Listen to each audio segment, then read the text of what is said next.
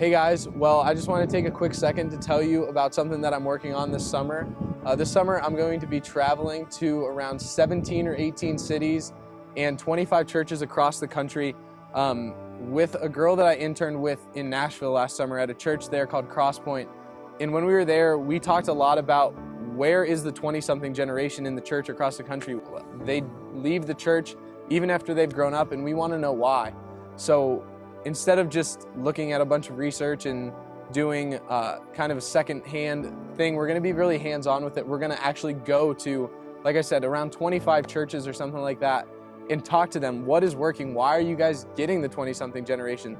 And another reason we're doing this project is the 20-something generation. Our generation is often characterized lazy, disinterested, or just kind of apart, especially because people see social media and the computers and things like that as negatives, whereas Heather and I especially talk about a lot where our generation has the ability to impact the world through the use of social media and through the use of all of those tools. Technology gives us an amazing thing, and our generation's not disinterested. Our generation is not apathetic about what's going on in the world. We do want to change the world, and we won't stop until we see some kind of change. So as we go across the country this summer, we're even not sure 100% of the plan. We have most meetings set up and things like that, but we're really relying on God to show up in a big way and talk to us and show us who we're going to talk to, what's going to work, how these people are impacting the 20-something generation. And that's been a huge thing in my life too, where I feel like I generally know kind of the direction I'm going, but the details just seem to work themselves out, and God works those details out for me.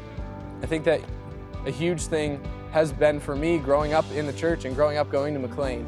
I grew up there and saw the passion that all of the staff and all the volunteers and what God could do through all of those people working together for His glory and for His kingdom, and I saw that that was something I wanted to be a part of. So just growing up and knowing that has been a huge encouragement to me. A thing that has been a little comforting to me has been worship, and in particular the song Oceans has stuck out to me because there's a line in there in the bridge that says, "Take me deeper than my feet would ever wander." And when you think about that, you're like, that is terrifying, because that's a nice thing to say in a worship song and everything, but do we really want God to take us deeper than we would actually go on our own, where there is uncertainty and the waves crash around and the uncertainty and constant movement of the ocean is our lives? And so that's been a tough prayer for me to pray. But when I think about it and when I get down to it, that prayer is what I really want, because God always shows me that He has a better plan than I do.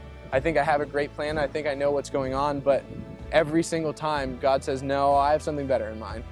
And I hope that you guys will do the best you can to listen to God's voice and know that, like Bill just talked about in Proverbs 3, that God will make all of your paths straight and will clear the way for you, and God goes ahead of you so that you will have greater things ahead in your life.